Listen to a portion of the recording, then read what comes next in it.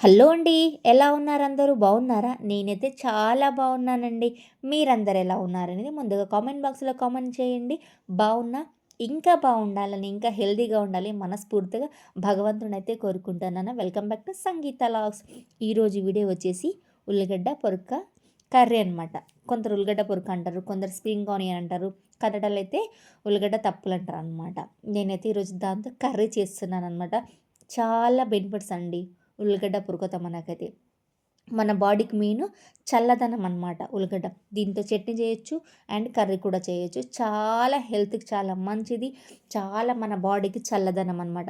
Cut చేసేటప్పుడు కంట్లో water తప్పదు కాబట్టి అది లోపలికి ఎలా చల్లదనం ఇస్తదో బయట వేడి కూడా మన కంటికి అలానే ఇస్తదనమాట. కానీ కొంచెం ఏదైనా మంచిదైతే మనం బాధపడతాం. మంచి జరగాలంటే ఫస్ట్ బాధపడాల్సింది తప్పదు కాబట్టి హెల్త్‌కి మంచిది కాబట్టి మనం స్ప్రింగ్ ఆనియన్ కట్ చేసినప్పుడు కొంచెం ఏడవాల్సింది తప్పదనమాట. దీనికి కావాల్సిన పదార్థాలు వచ్చేసి ఉల్లిగడ్డలు, ఉల్లిగడ్డ పొరక, ఎర్రపప్పు, మన దగ్గర ఎర్రపప్పు ఉంటే ఎర్రపప్పు, లేదంటే పెసరపప్పు ఉంటే పెసరపప్పు కూడా చేయొచ్చనమాట. నా దగ్గర అయితే నేను ఎప్పుడు వాడేది ఎర్రపప్పే మాక్సిమం అన్ని ఆకుకూరల్లో అయితే నేను ఎర్రపప్పే ఉండేటట్టయితే చూసుకుంటాననమాట. ఎందుకనేసంటే చాలా ఆవిరికే ఎర్రపప్పు ఉడికిపోతది కాబట్టి. టేస్ట్ కూడా చాలా అద్భుతంగా ఉంటది. ఇప్పుడు కూడా నేను స్ప్రింగ్ ఆనియన్ కర్రీ కూడా ఎర్రపప్పే వాడుతున్నాననమాట. ముందుగా స్టవ్ మీద ఒక బాండీ పెట్టేసుకొని 2 స్పూన్లు ఆయిల్ వేసుకొని ఆవాలు, జీలకర్ర, కట్ చేసిన ఆనియన్ అయితే ఫ్రై చేసుకుంటున్నాననమాట. ఆనియన్ ఒక బ్రౌన్ కలర్ వచ్చే వరకు మనం ఫ్రై చేసుకోవాలి. కరివేపాకు కూడా వేసుకోవాలనమాట.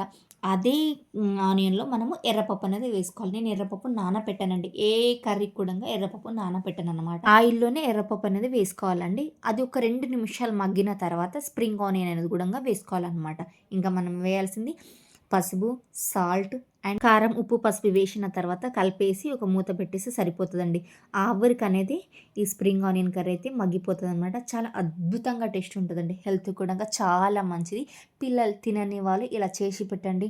సూపర్ టేస్ట్ అని చెప్తారు మీరు కూడా. హెల్త్ కూడా చాలా మంచిది. చాలా బెనిఫిట్స్ ఉన్నాయి దీనివల్ల మనకు. బాడీ మాత్రం చాలా కూల్‌గా ఉంటదనమాట.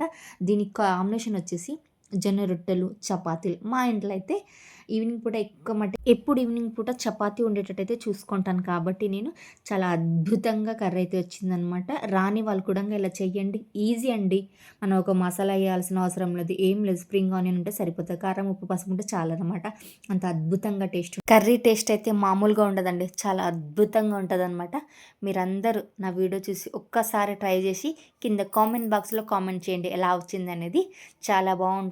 చపాతీతో తింటే మామూలుగా లేదండి.